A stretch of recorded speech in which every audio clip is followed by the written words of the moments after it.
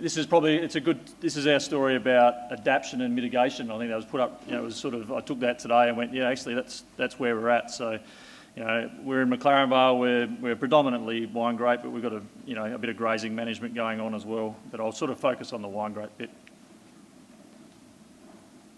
So this is us. The Leask Agri is our, sort of our agricultural company, vineyard management company. Not only the 50 hectares, we do another 250 hectares of management.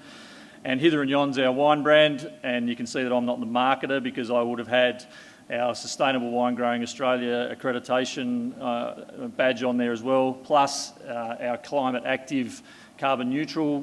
We're the first wine brand in South Australia to achieve that for the life cycle of the product. And I've clearly forgotten to put those up there, which my brother will be very unhappy about. And we're basing our brand around what we would now call diversity. This is what I wonder whether vineyards in South Australia or Australia are going to look like.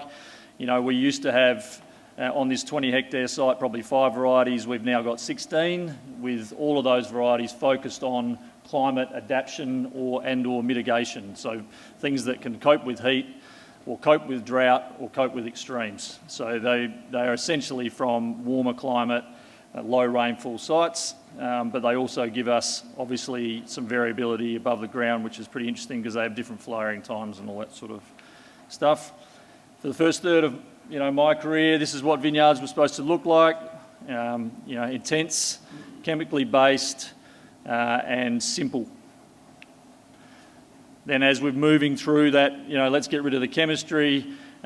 This isn't actually my place, but it's a movement that's happening in Australian vineyards, is that, we're now adding energy into the system and we're adding disturbance. So, potentially we've gone from one bad habit to another one, and potentially even worse than the one that was before. We've done a little bit of this, but not to this degree. This is where we're going to.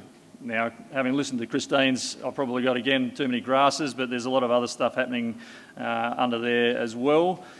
Low input, full cover, living roots all year round, companion planting. This is where I think things need to be headed. There's still a lot of work to do, and the work that Ed talked about today in undervine cover cropping I think is fascinating and a really interesting thing for the industry to focus on. If we look at these sort of areas, we're trying not to do anything under vine and just letting this stuff go to seed and then naturally die out, so that we end up with a system that looks like these.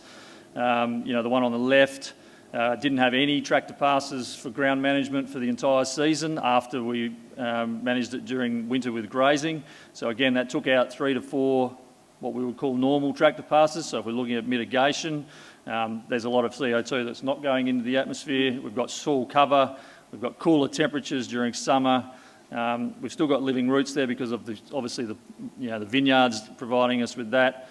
And then the vineyard on the right, again, all that undervine area, the vine's competed out the grass, it's done its thing, it's gone to seed, it's dying out, and the mid-row's staying green for a lot longer and a lot further during the season, providing cover and obviously habitat for all the things that Christine's been talking about today. How do we manage it during winter?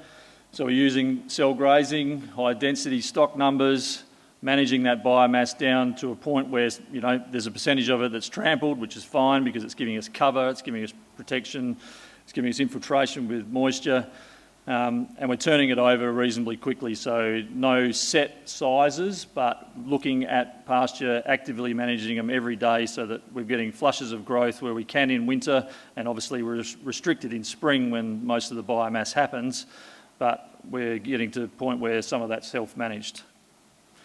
Again, we're using both sheep and cattle, depending on which property we've got. They give advantages and disadvantages in both ways, but again, different urine, different manure, different gut microbes, all of that's adding diversity to the system, and it, again, is taking out carbon out of our system for tractor work, which we're actively trying to reduce. Talked about cover cropping. These are some summer and winter cover crop mixes that we've done. I'll go back and have a look at what we're doing. I feel like I've missed a trick a little bit with PAP species, but we're pretty good at trying to cover off on those 4 that Christine was talking about. We've upgraded our seeder from this one that you see in the picture, but we do a lot of it just with this very simple setup. It doesn't need to be expensive and it doesn't need to be complex. Grass, getting establishment is difficult, so again, maybe we need to look at a little bit of tillage here and there just to get these things going. Putting it in with, again, biology, brood biology, fish hydroslolate, vermicast, liquid fert, dropped on top of the seed so that we give it the best chance it can to get going. And again, doing a bit of brewing, some of it's specific, some of it's compost, playing around with weed teas, looking at those sort of products. Again, stuff that you can do yourself where you've got control and they're really cheap and cost effective to do. And again, Mary Metallic's sitting here and she's the guru of, you know, non-production zones. We need to view whole of landscape when we're talking about properties these days. You know, we need to make these areas work for us and also, you know, how they interact with our production areas. So multi-species plantings, habitat restoration, woody weed control. There's 27 species here from mid-story and upper story down to the grasses. Again, it's just about diversity. A diverse landscape gives us resilience. Here's where we're at. I mean, this is where we're thinking about mindset. You know, have a vision. Plans are really important. Wishful thinking is not a plan. You know, you need to understand where you're trying to get to, how you're going to get there. Pick some easy targets. Have some wins. Understand that, you know, again, you need to challenge yourself and step outside of your zones a little bit.